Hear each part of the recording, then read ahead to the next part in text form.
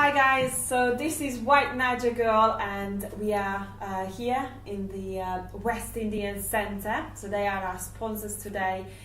And today we are going to talk about life abroad as a Nigerian. Thank you so much for tuning in today. If you just stumbled on this page, the first thing you need to do, please like the page so you get notifications about other shows. And please share this live show right now, please, so other people can actually watch it as well. Hello people, my name is Gbenga Afolabi and I'm really happy to be on your show today, my beautiful wife. As we know, my husband, Gbenga Afolabi, is a filmmaker. We are going to watch the promo of his new movie. This is a movie that you want to watch. It's called Invisible Black. And I believe that we're going to be able to see that promo right now.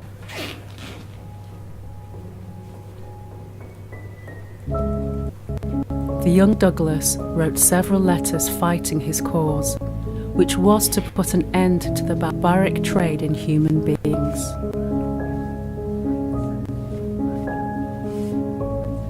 My great-granddad was James Thomas.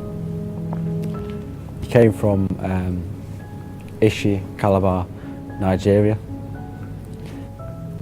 As a result of the intermarriage between black and white people, it is estimated that there are between 2 to 3 million white descendants of black Georgians living in Britain today.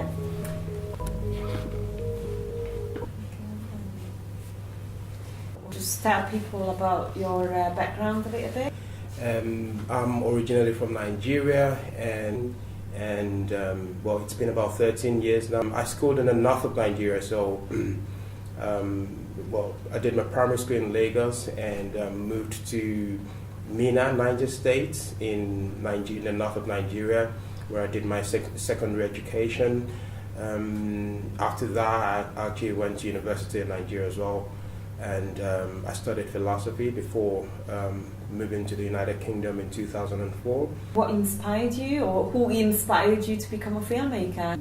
Becoming a filmmaker, I would say the idea probably came from my father, because he used to own his own media production company. A lot of people who come from Nigeria probably understand this. Your parents try to guide you to what they feel like you should be doing, and it was the same with myself. My mom wanted me to be a doctor, so I did sciences in Nigeria, which you know, obviously it wasn't really my passion, so I didn't excel in it. When I came to the United Kingdom, it gave me an opportunity to explore the other things. What I found was that I had to literally kind of cut the way, or you know, make a way for myself. It was like a deep forest, you know. I had to figure out a lot of things. I went into photography, which I did for so many years. Like everything sort of came together. So people who don't know you, so you've done photography for like 10 years, yeah? Over 10 years. I did broadcast television, foundation, and then I did creative media and visual communications. And now I'm doing a master's in media production, majoring in TV documentaries. It's quite difficult to get doors to open. You know, I'm expected to be a lot better, and that's what's always driven me, you know, to work really hard. I can imagine when you were in Nigeria, you had some kind of expectation what it's going to be like.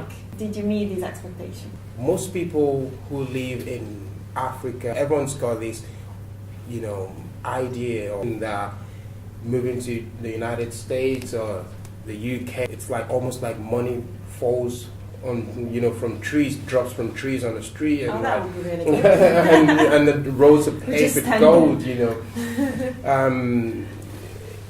But it's not true, you know. Living and succeeding in the UK, if you're able to hack it, you should give yourself some pat on the back, because it is not easy.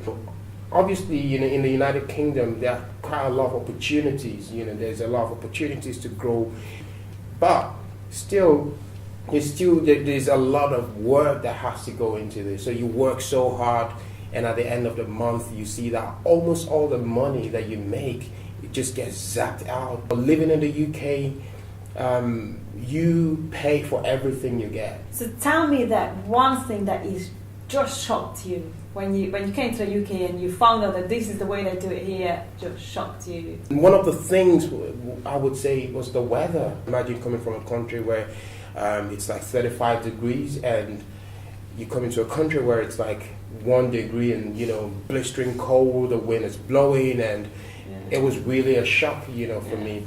And another thing I would say is, you know, people.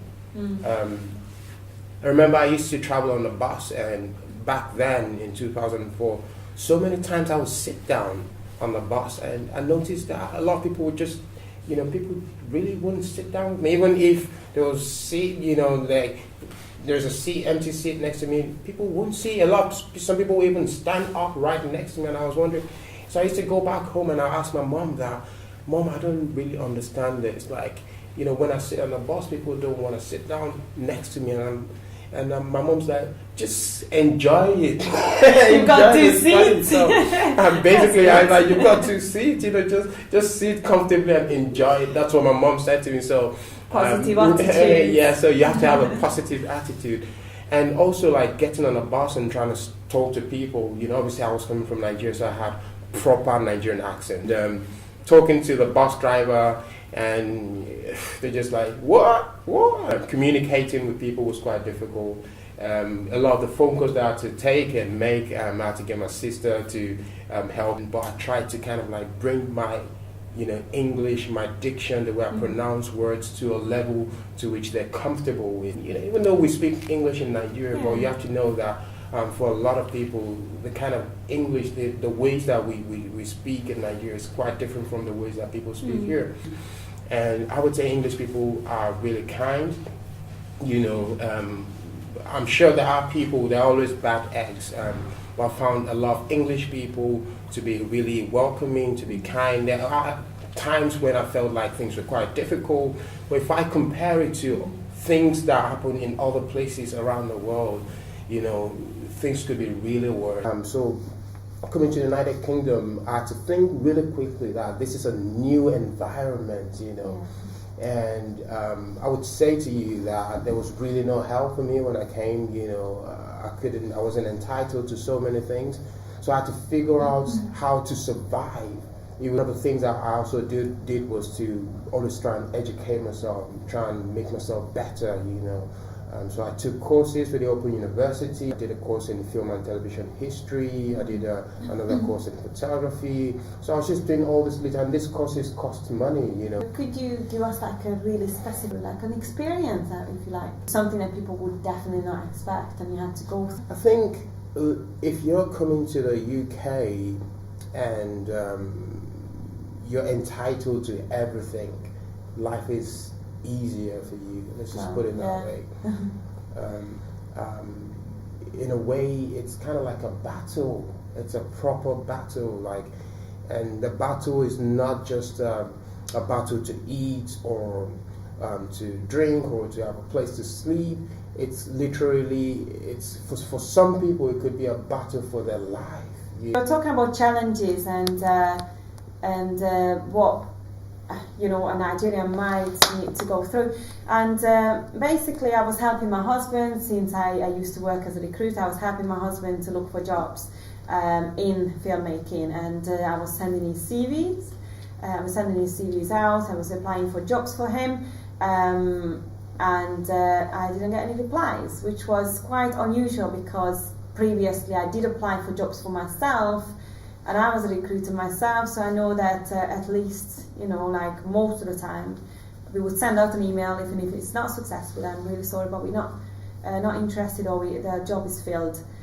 And I didn't get any replies, so I got a little bit frustrated, and I just suggested to my husband, what if we just change the name? Or is it his name? Because it's called Gbenga Afolabi. Is it his name that he prevents just like a message back or something? So as you know, just for fun, we changed it to, is it Ben Philby? So if you are Ben Philby out there, I'm really sorry. We didn't want to steal your name, but that's what happened anyway. So we changed the name on the CV. So same CV with the same experiences, and you know what he's got he had at the time, and we changed the name. And instantly I was getting replies. Okay, like a lot of the times you just say, sorry, we're not interested, but we're just getting replies. And I just thought it was unfair. Yeah. This is something that you probably didn't expect before you came to the UK, or? Well, what I would say is this. I wouldn't say that it's.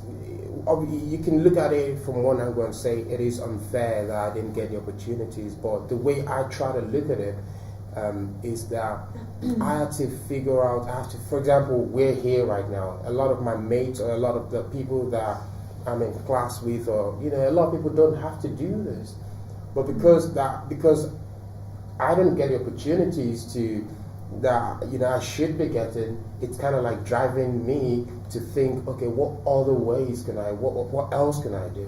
And that's why we're creating our own TV station. And with this promo that we managed to show you twice during the show, I truly believe that my husband is going to achieve success. So it's called Invisible Black, and I think we're gonna be closing with that. I only have a very short question, and I'm sure people would like to know this. Would you do it again? I think I would definitely do it again, because I look back and I try to imagine. There's so many times when I sit down and try and imagine where I would be if I had never came to the United Kingdom. The United Kingdom has been really hard, but the things that I've been able to learn here, I don't think I've been able to learn it in my own country.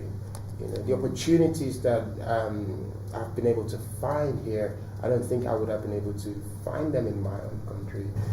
And the things that I've been able to do here, I definitely would not have been able to do them in my own country, because this country, it kind of gives you an opportunity, and it doesn't matter how you came here. And I feel like, with God on your side, and with a lot of hard work and a lot of self-belief and a lot of motivation, I feel like anybody can succeed here.